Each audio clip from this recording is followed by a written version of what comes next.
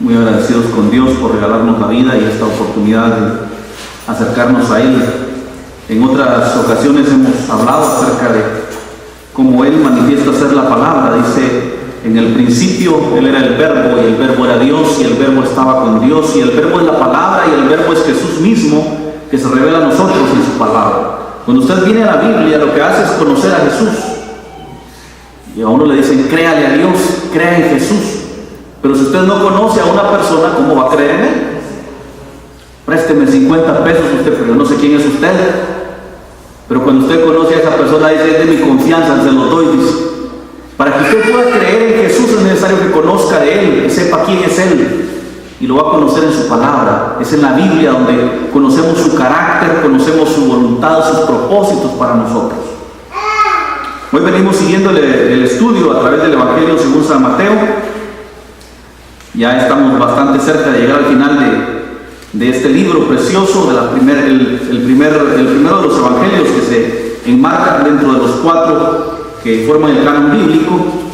Hoy nos corresponde el capítulo 26, vamos a ver desde los versículos 1 hasta el 13, en el nombre del Señor Jesús. ¿Ya lo tiene usted en su Biblia? Te damos gracias, Padre Celestial, por tu palabra, la Biblia que tenemos frente a nosotros. Queremos reconocer delante de ti que nada podemos hacer si no es por ti. Que si no fuera por tu Espíritu Santo hablando a nuestro corazón, no podríamos entender la palabra.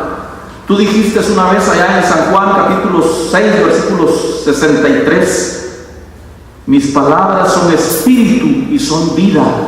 Y Señor, esas palabras son tu Espíritu mismo revelándose a nosotros. Y si no es por tu Espíritu, sería imposible para nosotros el discernimiento de la misma. Por eso te rogamos, Espíritu Santo de Dios, que nos hables hoy, que te reveles a nosotros, que agudices nuestros sentidos, nuestro oído, nuestro entendimiento, los labios de este siervo tuyo, para que la palabra hoy, Señor, sea conforme a tu voluntad, conforme a tu propósito, a tu manera. Yo, separado de ti, nada puedo hacer, siervo inútil soy, ni siquiera lo que debía hacer he podido hacer.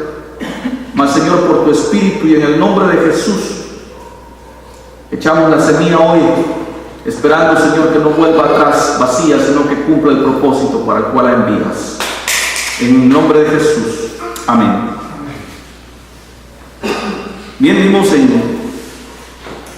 en los estudios anteriores el transcurso de Mateo 24, que es el Apocalipsis en palabras del Señor Jesús, parte del capítulo 25, que también nos habla del tiempo, de la venida del Señor, la parábola de los talentos, donde el Señor hace una especie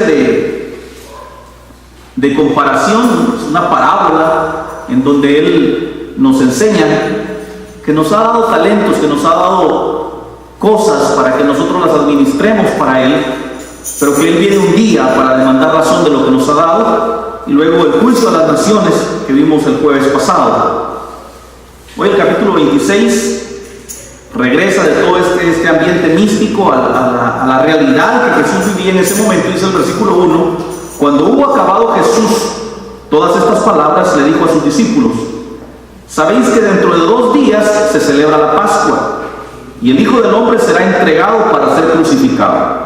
Entonces los principales sacerdotes, los escribas y los ancianos del pueblo se reunieron en el patio del sumo sacerdote llamado Caifás, y tuvieron consejo para prender con engaño a Jesús y matarle.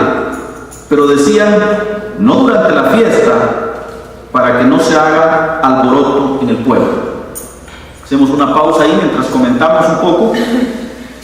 Uno de los aspectos importantes a hacer notar es que Jesús vino a morir al Calvario. Él dio su vida por nosotros. No es que a Él lo prendieron y lo agarraron a la fuerza y hicieron lo que quisieron con Él. Él sabía lo que iba a pasar. Él estaba consciente de a qué había venido Él al mundo, a morir por nosotros los pecadores. Alguien dijo que Jesús vino al mundo a enseñarnos a morirnos, y la gente moría desde antes. Él vino a morir para que usted y yo tuviéramos vida eterna. Y Él sabía a lo que venía, tanto que más adelante veremos en el mismo capítulo, en los versículos 36 en adelante, cómo Jesús va al huerto del Getsemaní a orar y a llorar delante del Padre la angustia que sentía por cuanto era carne, era un ser humano que sabía que lo iban a matar, que tenía el temor que todo ser humano tiene a la muerte, pero aún así le dice: Padre, si tú quieres, puedes quitarme, tú puedes evitar que yo vaya a la cruz, pero al final que sea hecha tu voluntad. Hace unos meses quizás estuvimos hablando acerca de cómo nosotros debemos orar, y poníamos como ejemplo la oración de Jesús en el Getsemaní, porque él no dice: Señor, yo exijo que yo declaro. Él dice: Padre, tú puedes quitar de mí este sufrimiento, pero si no quieres quitarlo, haz como tú quieras.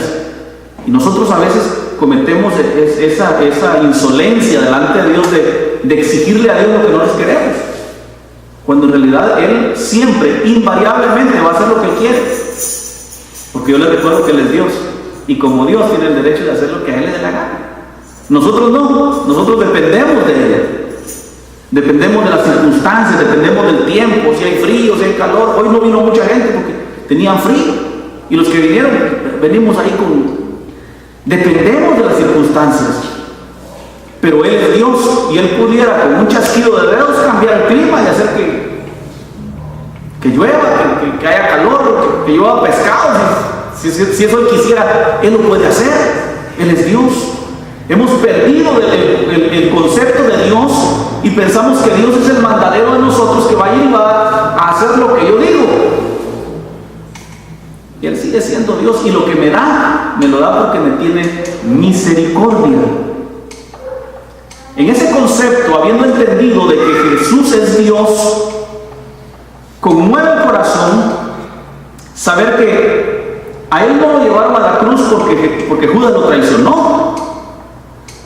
A Él no lo llevaron a la cruz porque Pedro lo negó. A Él no lo llevaron a la cruz porque Poncio Pilato se lavó las manos. Él fue a la cruz, Él puso su vida, Él quiso ir. Y Él permitió que todo lo que sucediera en el orden que sucedió, por cuanto Él deseaba salvarte a ti y a mí de la condenación eterna. Para entender esto, tenemos que entender que la muerte de Jesús fue una muerte expiatoria y una muerte vicaria. ¿Qué significa expiatoria? Expiar quiere decir pagar el precio de una culpa. La muerte de Jesús fue una muerte expiatoria. Él expió, Él pagó los pecados de la humanidad.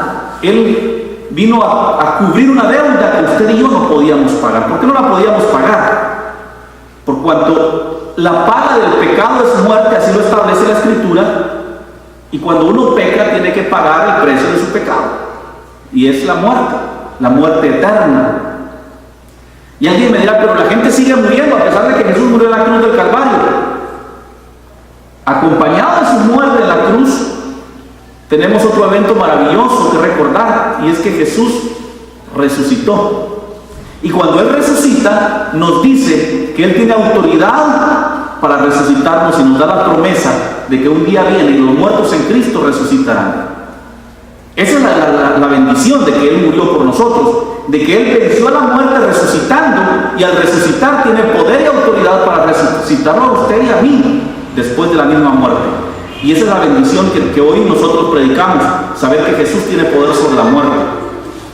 El punto es que su muerte fue una muerte expiatoria. Él pagó por nosotros. Él hizo lo que no podía yo hacer. Yo podía pagar con mi vida y morir, como todo ser humano muere, pero yo no podía resucitar. Fue necesario que Él fuera allí, al mismo infierno. Jesús descendió al Seol, dice la Escritura, descendió al infierno para que usted y yo no tuviéramos que ir allí. Y lo venció, levantándose victorioso al tercer día. Al vencer a la muerte, al vencer al infierno, Él nos da la promesa de levantarnos a nosotros un día. Una muerte vicaria. ¿Qué quiere decir vicario? En representación de. Él murió en tu lugar y en mi lugar. Quien debería de estar clavado en esa cruz era el Hijo de un Hijo, por todas mis sinvergüenzadas, y justo merecido me lo tenía, pero Él quiso ir por mí. Quien merecía estar en esa cruz eras tú. Y sufrir los clavos en tus manos, la lanza en tu costado, la corona de espinas, 39 azotes en su espalda, que dice la Escritura fue inmolado, en otras palabras, fue deshecha su espalda a golpes. Y eso usted, y eso yo lo merecíamos. Él tomó mi lugar, Él tomó tu lugar. Él quiso ir. Es que el punto aquí, mis estimados, es que Él vino y se ofreció a sí mismo. Imagino yo la reunión en el cielo, en donde se discute el dilema humano. Los seres humanos pecadores no tienen cómo redimirse a sí mismos. Y era necesario que alguien muriera por ellos y pagara el precio. Y se levantó uno como un cordero que fue inmolado, dice el libro de Apocalipsis, y dijo: yo iré.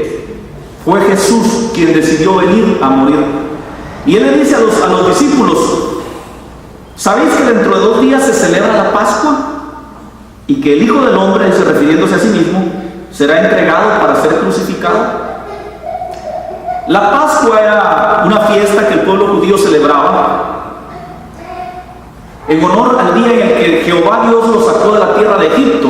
Fueron esclavos por 400 años en la tierra de Egipto, y mediante la intervención de su siervo Moisés, con milagros, con maravillas, 10 plagas tormentosas que azotaron a la nación de Egipto, Dios parte el mar rojo y lo saca un día de carrera, de emergencia, tanto que dice que comieron panes sin levadura. No les quedó tiempo de echarle leudo a la masa, y comieron panes sin levadura, así huyendo con la tortilla en la mano, salieron prácticamente, pues. Jehová Dios les estableció que cada año, cuando se cumpliera un año de su salida de Egipto, celebrarían la fiesta de la Pascua. En estos días se iba a celebrar la fiesta de la Pascua, y Jesús les dice: se celebra la Pascua y el Hijo del Hombre será entregado para ser crucificado. Él sabía a lo que venía, y Él sabía que 2 días faltaban. Y quiero hacer notar cómo Él se hace llamar el Hijo del Hombre. Jesús era el Hijo de Dios. Jesús es el Hijo de Dios, ¿sí o no? ¿Por qué Él se hace llamar a sí mismo el Hijo del Hombre? Lo que Él está diciendo aquí es que Él, en ese momento, era completamente humano, completamente carne. Siendo Dios, dejó su posición de Dios, su estatus de Dios, y se convirtió en un humano, con dolor, con hambre, con frío, que sentía sensaciones, emociones, dolor. Y estando en esa condición, así como humano, Él dice: voy a morir por la humanidad. Eso es lo tremendo aquí. O sea, alguien diría: pero ¿cómo si Él era Dios, verdad? Él podía decir: no siento dolor, y no sentir dolor.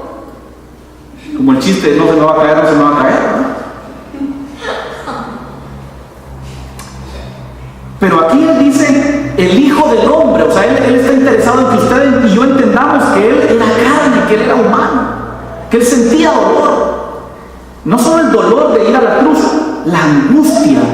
Mire, si a usted le dicen: de aquí a mañana te voy a matar, andate cómodo, porque de todos modos, aunque sea vigiado, te voy a hacer. Y se lo dice un pistoludo, así como una de aquellas que arrastra al suelo. Ahí le digo que no duerme. Si puede, se va huyendo, exiliado a otro país, porque el fulano es malo y ya le amenazó. Jesús sabía que iba a morir, y esa angustia de su muerte, Él la sabía. Pero Él escogió morir por usted, y Él escogió morir por mí. Él podía haberse bajado de la cruz, como algunos le gritaron: si de verdad eres el Hijo de Dios, bájate de esa cruz y sálvate a ti mismo. Pero quiso quedarse. Hay un poema que dice que lo que sostenía a Jesús en la cruz no fueron los clavos. Lo que lo sostenía a Él en la cruz fue su amor a ti y a mí. Y esa es la verdad, porque siendo el Hijo de Dios, él podía. El diablo le dijo en el desierto: si eres el Hijo de Dios, haz que estas piedras se conviertan en pan. Pero al hacerlo, Jesús le hubiera hecho caso al diablo, hubiera sido obediente al mandato de Satanás, y prefiere aguantar necesidad, aguantar hambre, que obedecerle a Satanás. Sin embargo, lo vemos allá en el sermón de la montaña. Dice la Escritura que era mucha la multitud, y entró la tarde y la ciudad estaba lejos, y los discípulos le dijeron: Maestro, no alcanzarían 600 denarios para darle de comer a toda esta gente. Y Jesús le dice: ¿qué tenéis? 5 panes y 2 peces. Tráiganlos para acá. Los levantó en un canasto y le dio gracias a Dios, y él les dijo: repartan, muchachos. Y empezaron a repartirle panes y pescado a todo el mundo, y sobraron 12 cestos. Él podía hacerlo, él podía bajarse de la cruz. Su amigo Lázaro había muerto hacía 4 días. Llegó a donde estaba la tumba y le gritó desde afuera: Lázaro, ¡hey, Lázaro, ven fuera! Y aquel que había muerto hacía 4 días se levantó de la tumba. Jesús podía evitar la cruz, pero no lo hizo por amor a ti y por amor a mí.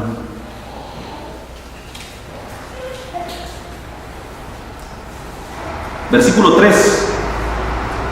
Entonces los principales sacerdotes, los escribas y los ancianos del pueblo se reunieron en el patio del sumo sacerdote llamado Caifás, y tuvieron consejo para prender con engaño a Jesús y matarle.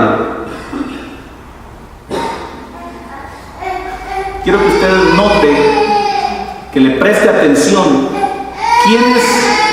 qué personas fueron los que persiguieron a Jesús para darle muerte.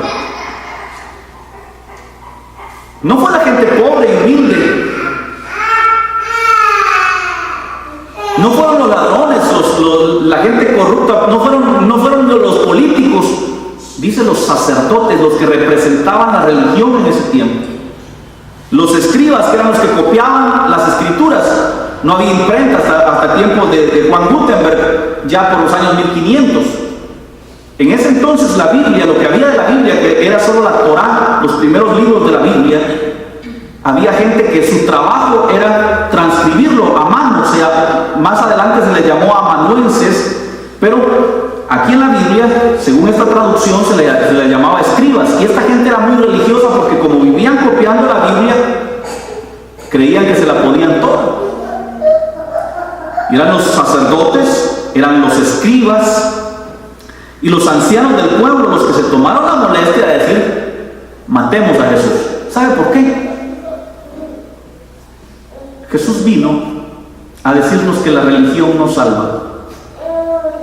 Jesús vino, y sus principales enemigos siempre fueron los religiosos de su tiempo. Y quiero decirles esta noche que el principal enemigo de Jesús, el principal enemigo de la verdadera fe, del verdadero evangelio, es la religión. Y no hablo del catolicismo en particular, no hablo de religión. Nos distrae la atención de quién es Jesús. Los rituales, los métodos, las maneras. Dejamos de tener una relación personal con Jesús para preocuparnos si estoy ofrendando, si estoy diezmando, si cuántas veces recé el Padre Nuestro.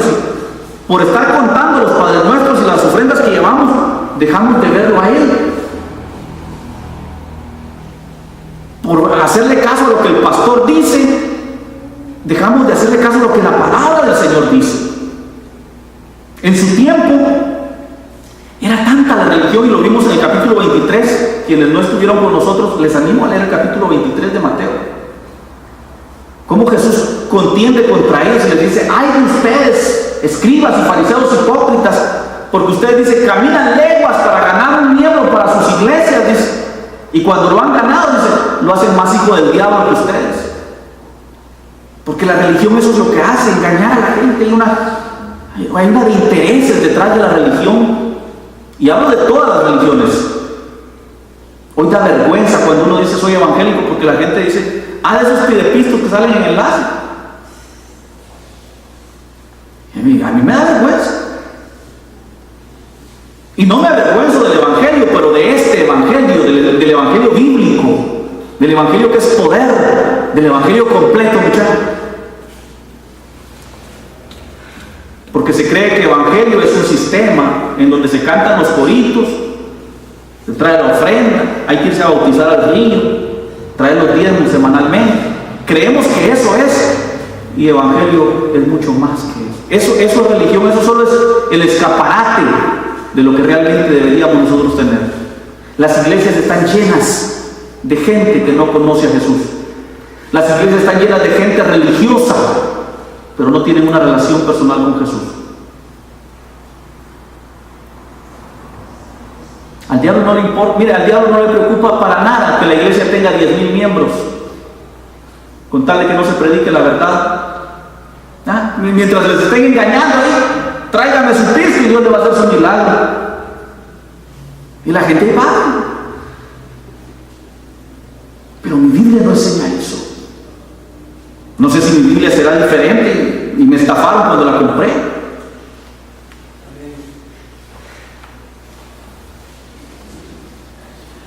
Mi Biblia dice de manera muy distinta, dice que aquel que invocare el nombre de Jesús será salvo. Dice.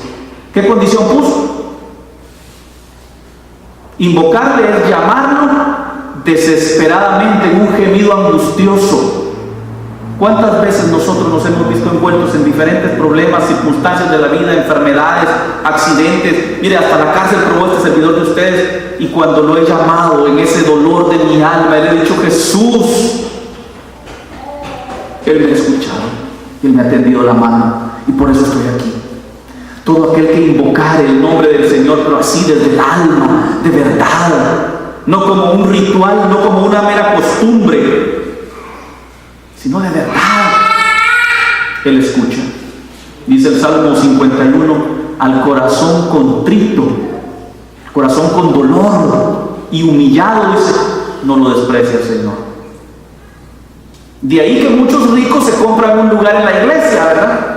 Y como son los que más diezmos dan, los que más ofrendas dan, los que más limosna dan, los que compraron las bancas para la iglesia, los que pagaron la fachada de la iglesia, entonces ellos ocupan grandes puestos en la iglesia, dirigentes, líderes, y los que, pero no conocen a Jesús.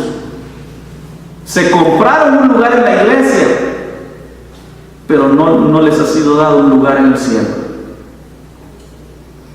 Ese lugar en el cielo solo se puede adquirir en un precio que ya fue pagado en la cruz del Calvario. Y lo que yo tengo que hacer es acudir al crucificado con todo mi corazón, con toda mi fe, humillado delante de Él, pedirle que haga misericordia de mí, y yo estoy seguro que Él me escucha. La religión, mis estimados, no salva a nadie. El mundo está lleno de religiones.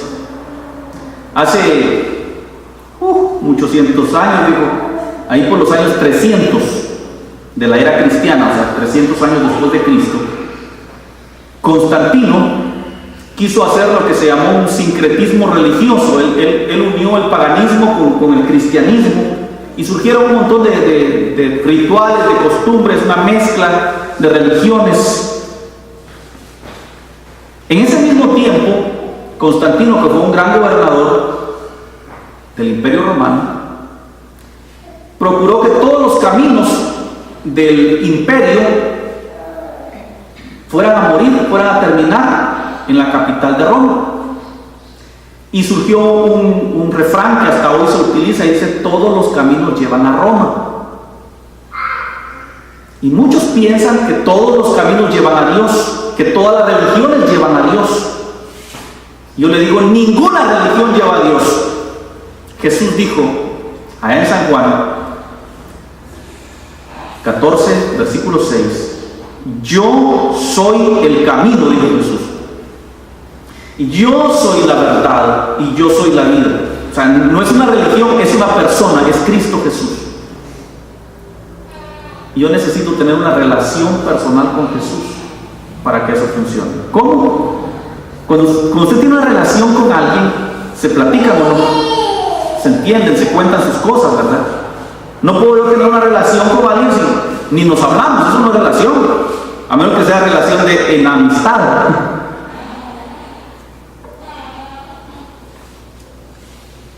Para que exista una relación con Jesús, es necesario que Él me hable a mí, que yo lo escuche, y es necesario que yo le hable a Él y Él me escuche, y empezamos a tener una relación. Entonces aprendemos a orar, a hablar con Él. Pero para que Él me hable necesito venir a su santa palabra. Entonces la comunicación es de dos vías. Hay un comunicador y un receptor.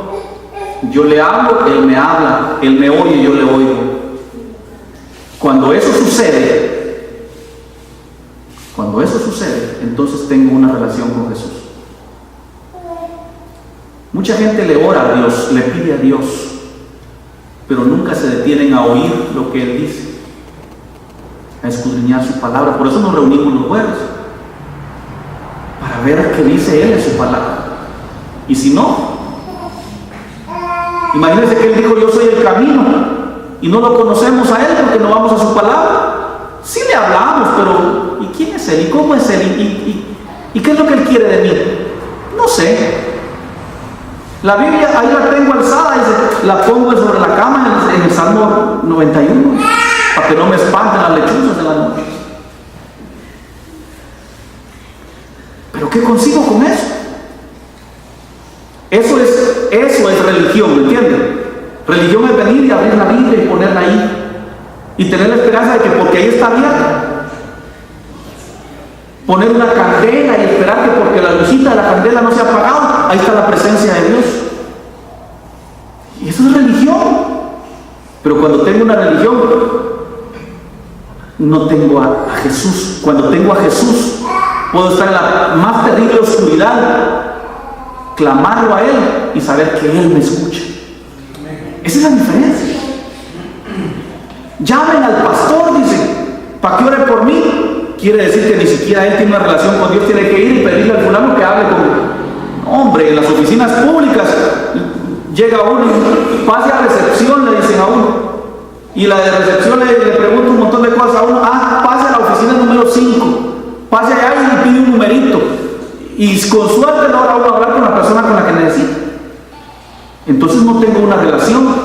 Pero cuando uno tiene una relación, llega a la oficina y dice: mire, disculpe, vengo porque necesito hablar con el licenciado fulano. ¿Y quién es usted? Solo dígale que lo busca fulano. Y ahí el intercomunicador dice un fulanito que lo busca. Páselo. Y ya pasa uno todo orgulloso hasta la oficina más importante, porque uno tiene una amistad con el licenciado fulano. Cuando uno tiene una relación personal con Jesús, perdóneme la expresión, no necesita tecomates para nada. Uno habla con Él y Él lo escucha, a donde quiera que usted esté. Y alguien, mire lo que es la religión, porque usted le va a parecer visible y hasta grosero lo que voy a decir. Usted puede estar sentado en el trono defecando y hablando con Dios, que lo escucha. La religión dice que no. Uy, eso es horroroso, eso es blasfemo delante de Dios, porque Dios es un Dios santo. Si a Dios no le gustara eso, no le hubiera hecho por dónde, ni le hubiera puesto esas necesidades. Él no se entiende, es nuestro amigo. Uno al amigo le dice: mira, voy a hacer aguas, tapame, le dicen a uno, ¿eh? Él es el que nos tapa, porque es nuestro amigo, ¿me entiende? Se trata de una relación personal con Jesús.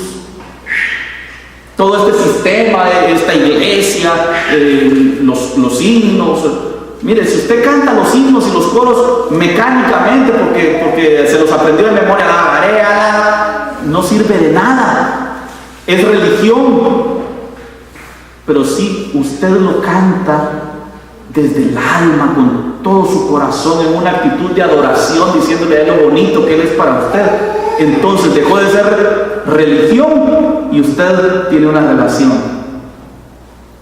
Esa es la gran diferencia. La religión de su tiempo quiso matar a Jesús. La religión de nuestros tiempos está matando a Jesús de la mente de las personas. Eso es lo que hace la religión. Quitar la relación con Jesús y ponernos sistemas y métodos. Y entonces yo necesito pedir una audiencia con el pastor para que el pastor ore por mí. Y si el pastor está ocupado, está con diarrea, hoy no me puede atender, tengo que esperarme hasta el otro día, hasta que le haga efecto el calcetto. Pero si yo tengo una relación personal con Jesús, no necesito ni llamar al pastor, ni a los diáconos, ni pedirle permiso a nadie, sino que ahí, en medio de mi dificultad, puedo hablar con Él y Él me escucha. Esa es la diferencia. Encontramos una porción paralela o la consecuencia de lo que estamos viendo, los versículos 6 al 13. Y dice: y estando Jesús en Betania, en casa de Simón el leproso, vino a él una mujer con un vaso de alabastro de perfume de gran precio y lo derramó sobre la cabeza de él, estando sentado a la mesa. Al ver esto, los discípulos se enojaron diciendo: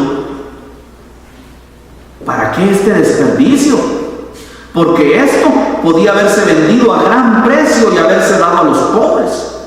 Y entendiéndolo, Jesús les dijo: ¿por qué molestáis a esta mujer? Pues ha hecho conmigo una buena obra. Porque siempre tendréis a los pobres con vosotros, pero a mí no siempre me tendréis. Porque al derramar este perfume sobre mi cuerpo, lo ha hecho con el fin de prepararme para la sepultura. De cierto os digo que cualquiera que donde quiera que se predique este evangelio en todo el mundo, también se contará lo que ésta ha hecho para memoria de él. Mire, se han dado un montón de especulaciones al respecto. Si miramos la porción paralela en San Juan, capítulo 12, versículos 1 al 8, encontramos esta misma historia un poquito más detallada. San Juan 12, 1 al 8.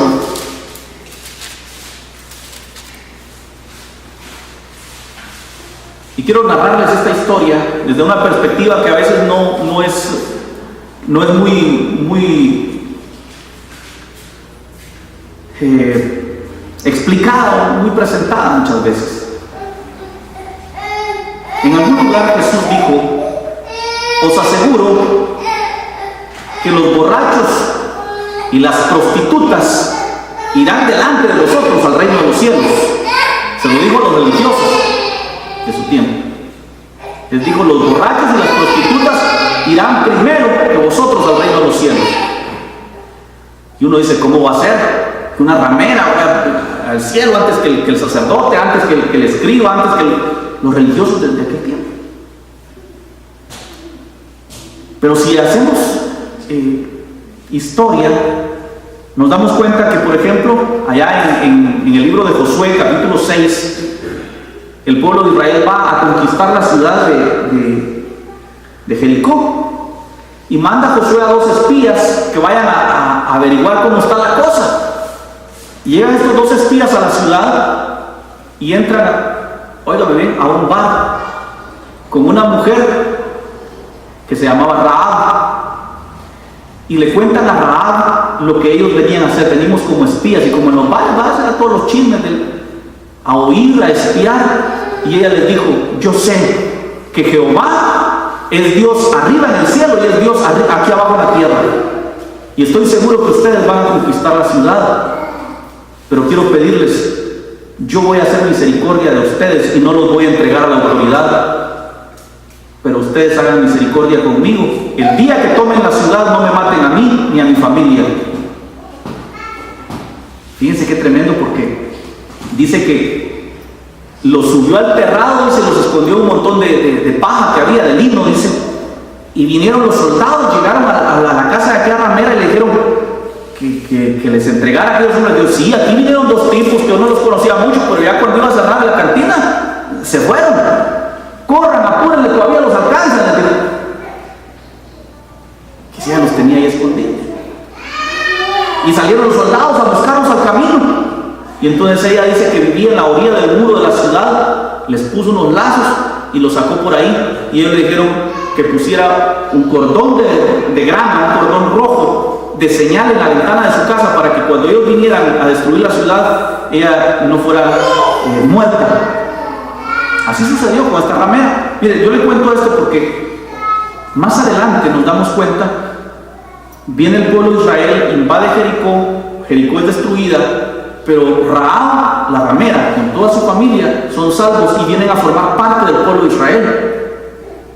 Tanto es, oiga lo que le voy a decir, que en la genealogía, en el árbol genealógico de Jesús, aparece Rahab la ramera como familiar, allá como la cascarabuela número no sé cuánto de Jesús. Dios tiene misericordia del más pecador, de los drogadictos, de los borrachos, de esa gente. Se goza el Señor de sacarlos de donde están y hacerlos nuevas criaturas. Aleluya. Hay un montón de religiosos de cuellito y que lo siento por ellos, pero el amor de Dios está fijado en esa gente que nadie da nada por ellos. Ahí ha puesto en su corazón. Llegó Jesús al pozo de Jacobo y una mujer adúltera, dice, la ramera, había tenido 5 maridos y con el que ahora vivía era amante de él. La mujer samaritana de la que nos habla la Escritura en San Juan capítulo 3. Y a ella le hace misericordia y le salva. Una mujer que padecía de flujo de sangre, Jesús iba camino a la casa de Jairo porque la hija de Jairo estaba enferma y muerta estaba la hija de Jairo. Y ella lo entretiene en el camino y va y lo toma del borde del manto y ella es sana para gloria de Dios. Pero cuando habla del flujo de sangre, habla de una enfermedad infectocontagiosa, una enfermedad que la hacía ver como una mujer inmunda ante la sociedad. Según la ley de Moisés, la ley que regía en ese entonces, toda mujer que tenía flujo de sangre estaba en su menstruación, era considerada inmunda y no podía entrar al templo, no podía adorar a Dios, no podía tocar a nadie, porque si tocaba a alguien lo convertía en inmundo. ¿Ah? Y esta mujer tenía 12 años de padecer esta enfermedad. Y si no podía entrar al templo, no podía orar, no podía ir a la casa de Dios, ella sabía que no era salva. Y ella dijo, si yo tan solo tocara el borde del manto del Maestro, sería salva. El manto de los rabinos judíos, de los maestros judíos, lleva 8 nudos en sus 4 pliegues. Y cada nudo tiene un nombre y un propósito. Y el último nudo se llama Jehová Rafa, Jehová sana, Jehová es mi sanador. Y ella vistió al maestro y le dio el último nudo y lo agarró. Y en ese instante el flujo de su sangre menguó. ¿Por qué aquella mujer tenía flujo de sangre? Porque había sido una mujer cualquiera. Pero él se compadeció de ella y dijo, alguien me ha tocado. Pero Señor, le dijo a alguno de los discípulos, la gente te aprieta y tú dices, alguien me ha tocado. Y él dice, alguien me ha tocado de manera especial, porque poder y virtud salió de mí. Y ella, al verse descubierta, llorando, le dijo, maestro, yo fui quien te tocó. Tu fama y tu poder vino a mí. Tenía 12 años, y dice la Escritura, 12 años de padecer y haber gastado mucho con muchos médicos y nada había conseguido. Jesús le dijo, tu fe te ha hecho salva. Leemos en San Juan 12, versículos 1 al 8, esta historia. 6 días antes de la Pascua, vino Jesús a Betania, donde estaba Lázaro, el que había estado muerto y a quien Jesús había resucitado de los muertos. Y le hicieron ahí una cena. Marta servía y Lázaro era uno de los que estaban sentados en la mesa con él. Entonces María, en otra porción se nos especifica que era María Magdalena, y María Magdalena era una ramera de aquel entonces, era una prostituta. Oiga lo que estoy diciendo. Entonces María tomó una libra de perfume de nardo nardo puro, de mucho precio, y ungió los pies de Jesús, y los ungió con sus cabellos, y la casa del perfume. Hay mucho que decir al respecto. Primero quiero explicar lo que es el alabastro. Es una piedra durísima, de la cual hacían una especie de frasco, labraban la piedra y echaban ahí el perfume y luego lo sellaban con brea. Esos eran los envases que se usaban. Y el nardo es una flor que se da muy escasa en lo alto de los montes del Himalaya. Ustedes han oído hablar de ese lugar, ¿no? A 4,000 pies de altura. Si usted siente frío aquí, imagínese el frío que se siente a 4,000 pies de altura. Y gente muy osada, muy valiente, iba hasta esas alturas a conseguir esta flor para hacer un aceite de nardo para venderlo a altísimo precio. Así como hoy hay gente que se juega la vida para ir a pescar cangrejos al Ártico, ¿verdad? Porque son carísimos en los restaurantes de Europa. Aquellos hombres iban hasta los montes del Himalaya y traían y hacían aquella esencia con un olor exquisitísimo. María Magdalena era una ramera, pero no era una ramera cualquiera. Esta era de las que se metían con gente de plata. Esta era de las que manejaban buen dinero. Y tenía este perfume, y va y toma una piedra, un martillo, algún instrumento y lo quiebra delante de Jesús, porque esa era la manera única de extraer el perfume que estaba ahí encapsulado en aquella roca. Y dice que unge los pies de Jesús, lo unge a él, le unge la cabeza, lo llena de aquel perfume y con sus lágrimas y sus cabellos lava los pies del Maestro. ¿Por qué quise tocar este tema hoy también? Porque eso no es religión. Eso es amor. Eso es una relación. Aquella mujer demostró amar a Jesús. Demostró que ella amaba a Jesús más que los 300 denarios que costaba el perfume. 300 denarios era el equivalente aproximadamente al salario de un año de un mozo en aquel entonces. ¿Cuánto gana usted en el año con salario mínimo? Estamos sacando unos 2,000, 2,500 por 12. Y por ahí andaría costando. Unos 25,000 quetzales fueron ofrendados a Jesús en aquella hora. Mire lo que sigue diciendo. Versículo 4. Y dijo uno de sus discípulos, Judas Iscariote, hijo de Simón, el que le había de entregar, tremendo sinvergüenza ahí metido entre los 12, ¿por qué no fue este perfume vendido por 300 denarios y le hubiéramos dado de comer a los pobres? Y oigan lo que dice el versículo 6. Pero dijo esto no porque cuidara de los pobres, sino porque era ladrón. Y teniendo él la tesorería, sustraía de lo que se echaba en ella. Aquí vemos la religión. Oigan pues, traiga sus ofrendas, traiga su mejor ofrenda, siembre el reino de Dios para que la palabra de Dios llegue más lejos. Tráigame su pisto, ya va a ver cómo Dios le da más para ayudar a los pobres, para que los que no han oído la palabra escuchen. Judas, ladrones que sustraen del fondo para ellos. Esa es la religión. Lo que la mujer hizo es amor. Tú tienes un alabastro con el perfume más caro del mundo que pudieras entregar al Señor Jesús y le amaras. Y ese frasco, ese alabastro que tú tienes es tu corazón. Y ese perfume es tu alabanza sincera. tu adoración, tu amor a Él. Eso es lo que le está pidiendo. ¿Usted cree que Dios tiene necesidades físicas? ¿Será que Dios está pobre porque usted no da los diezmos? ¿Será que en el cielo hace falta para pagar la luz?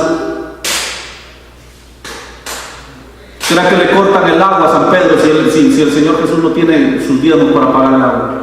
A ver, explíquenme eso. Dios no tiene necesidad de tu dinero. Él quiere tu corazón. Y como aquella mujer quebró aquel perfume, el corazón más duro, de piedra, de alabastro, que se quiebra a los pies de Jesús, llena la casa del Señor, llena el cielo de un perfume agradable para Él. Ese incienso es el que quiere. Usted puede llenar un jarrito de aquello con incienso y echar aquí. No llega al cielo. Pero su corazón quebrado, humillado delante de Él, como aquella mujer que dice que con sus lágrimas y sus cabellos lavaba los pies de Jesús. Si tan solo usted entendiera que esto no es religión y aprendiera a tener una relación con Jesús, se sacó la lotería más grande del mundo. Esa es la diferencia entre religión y salvación. Somos una iglesita más de las muchas que hay en el pueblo. Por acción del Espíritu Santo, no por mis fuerzas, me he preocupado de enseñarles la palabra y de que no seamos una religión más, sino que cada uno de nosotros vivamos enamorados de Jesús. Le amemos y nuestra vida, nuestros cantos, por humildes que sean, lleguen a su presencia como el perfume aquel que llenó toda la casa del olor.